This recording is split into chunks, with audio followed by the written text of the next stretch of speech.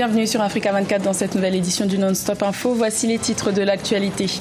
Le président Roch Marc Christian Kaboré promet d'en finir avec les attaques armées à répétition au Burkina Faso. Un conseil national de la défense s'est tenu le 8 septembre avec l'objectif de trouver des solutions à la recrudescence des violences dans l'est du pays. Le Zimbabwe est confronté à une crise alimentaire. 1 million de personnes devraient bénéficier de l'aide d'urgence des Nations Unies, mais l'organisation internationale estime que 2 millions de Zimbabwéens pourraient se retrouver en situation d'insécurité alimentaire. Et le déficit en énergie préoccupe les autorités au Niger. Une centrale photovoltaïque devrait entrer en service fin 2018. Dans la région de Tawa, à l'ouest du pays, 7 MW d'électricité sont prévus pour cette phase pilote. Mais tout d'abord au Mali, un nouveau gouvernement a été nommé ce dimanche 9 septembre. Celui-ci compte 32 membres contre 36 dans l'ancienne équipe. Avec un changement notable, le départ surprise du ministre des Affaires étrangères, Tiemen Hubert Coulibaly, considéré pourtant proche du président Ibrahim Boubacar Keïta. Il a été remplacé par Madame Kamisa Camara. La nouvelle équipe est composée de la majorité présidentielle, de la société civile et d'au moins une personne proche des groupes armés. Elle devra notamment organiser les élections législatives prévues les 28 octobre et 18 novembre 2018.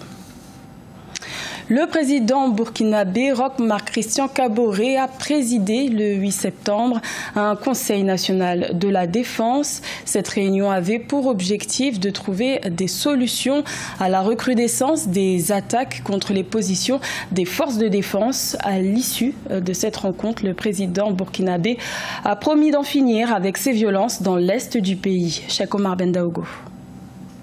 Depuis quelques semaines, des positions des forces armées sont la cible d'attaques dans les régions de l'Est et du Sud-Ouest du Burkina Faso.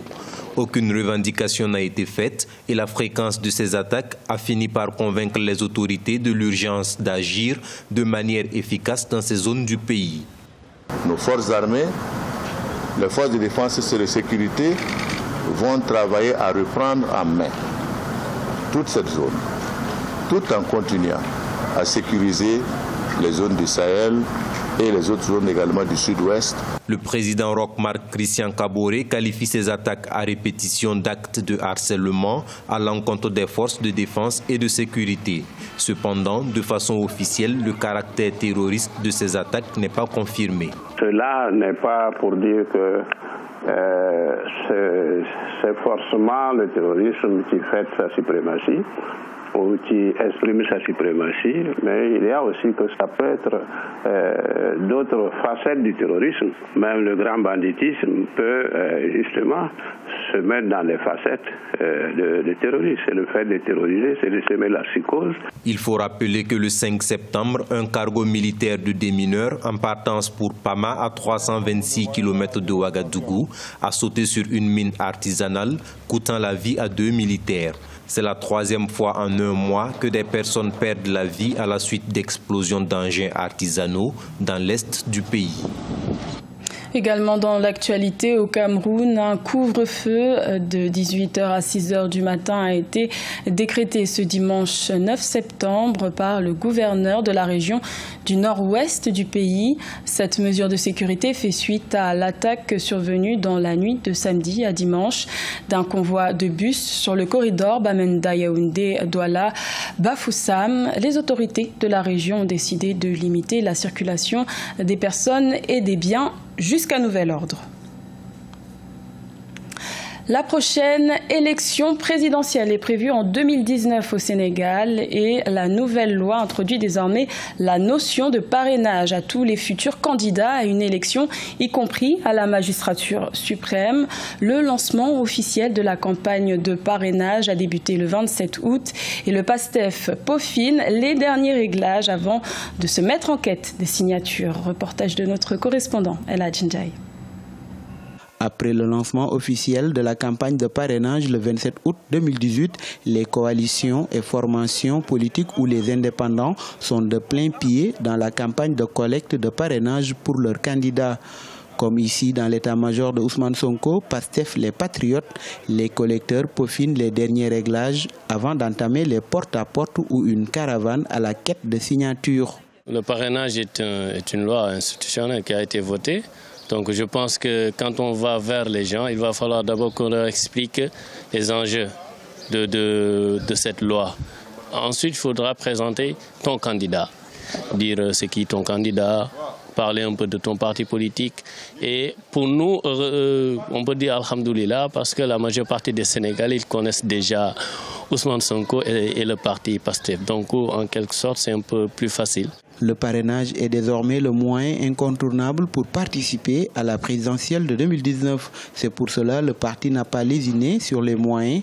Des séances de formation à la collecte se sont tenues sur les 45 départements que compte le Sénégal. Comme le disent nos amis, c'est sans stress que nous y allons. Nous n'en subissons aucune pression pour la collecte. Nous sommes sûrs que nous aurons plus même que ce que nous avons prévu comme objectif. Les autres partis politiques ont investi aussi le terrain pour la collecte de signatures.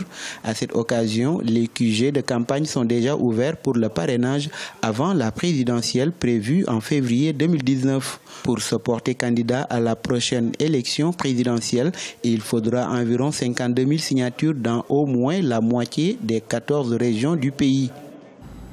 Le Zimbabwe est touché par une crise alimentaire. La sécheresse sévère a eu des effets néfastes sur la production agricole. Plus de 2 millions de personnes sur les quelques 16 millions que compte le pays pourraient se retrouver en situation d'insécurité alimentaire. Les Nations Unies estiment à plus de 61 millions d'euros les fonds nécessaires pour financer cette aide d'urgence. Solène Duplessis. Près de 2 millions de Zimbabwéens pourraient manquer de nourriture pendant la saison 2018-2019. Une crise alimentaire qui concerne 28% de la population rurale, selon l'ONU, des familles pauvres qui vivent dans les zones les plus sèches du pays. Le Zimbabwe a en effet été confronté à une sécheresse particulièrement intense en janvier 2018, des conditions climatiques défavorables qui ont causé une chute de la production agricole. La dernière campagne agricole a été marquée par une longue période de sécheresse. Les récoltes sont donc particulièrement pauvres cette année. Il faut ajouter le fait que 80% du Zimbabwe repose sur l'agriculture pluviale, ce qui signifie qu'en absence de pluie, les conséquences sont énormes. Le Programme alimentaire mondial des Nations Unies prévoit de fournir une aide d'urgence de 61 millions d'euros à plus d'1 million de Zimbabwéens menacés de pénurie alimentaire dans le pays, plongé dans une grave crise économique et financière, depuis notamment la politique d'expropriation des fermiers blancs de l'ancien président Robert Mugabe dans les années 2000. Il faut d'abord noter que le Zimbabwe avait été très fragilisé par les mesures prises par l'ancien président. Le président Mugabe, vous vous rappelez qu'il avait exproprié les grands fermiers blancs. Or, en le faisant, il n'avait pas trouvé de substitut. Donc, il est évident que dans ces conditions, un pays qui n'a pas beaucoup de capacité d'importation de la nourriture ne peut pas se mettre dans l'abri de la sécurité alimentaire. Le président Emmerson Mnangagwa s'est engagé à fournir des graines à plus de 2 millions de foyers avant le début de la saison agricole. Toutefois, la pénurie de liquidités dans le pays pourrait être un frein à l'importation d'intrants agricoles. Au Niger, les autorités tentent de combler le déficit en énergie. Une centrale photovoltaïque devrait entrer en service fin 2018 dans la région de Taoua. Sa capacité serait de seulement 7 MW, une phase pilote selon le ministère en charge de l'énergie, Cheikh Omar Ben Daogo. En 2012, plus de 80% de l'électricité au Niger provenait du Nigeria, avec seulement une production propre de 11% et des achats à la société nigérienne de charbon Danou Araren, Sonichar, pour 5%. Le taux de couverture en électricité pour l'ensemble du pays est de 10%, dont environ 0,5% en milieu rural. Des actions ont été entreprises par les autorités pour pallier ce déficit énergétique, à l'image de la centrale solaire photovoltaïque de Malbaza dans la région de Tawa qui devrait entrer en production d'ici fin 2018. C'est un projet pilote qui entre dans le cadre du développement du mix énergétique dans la zone en vue de l'exploitation de l'important potentiel solaire dont dispose le Niger. Un projet pilote certes, mais la centrale de Malbaza ne peut fournir que seulement 7 MW d'électricité, ce qui soulève la question de sa capacité à mettre fin aux problèmes énergétiques du pays. Je pense que cet investissement va produire un impact, ne serait-ce qu'un impact au niveau local. Et donc, il va sans doute pouvoir permettre d'améliorer l'accès à l'énergie pour la région de Tawa. Mais aussi, au-delà de ça, nous voyons aussi l'intérêt économique de ces types d'investissements. Parce que, vous voyez, aujourd'hui, il y a beaucoup d'activités de production agricole, beaucoup d'investissements, que même, je parle même d'investissements faits par des investisseurs nationaux.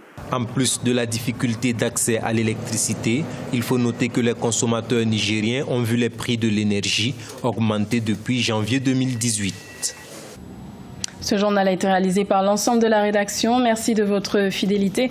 L'information continue sur Africa 24.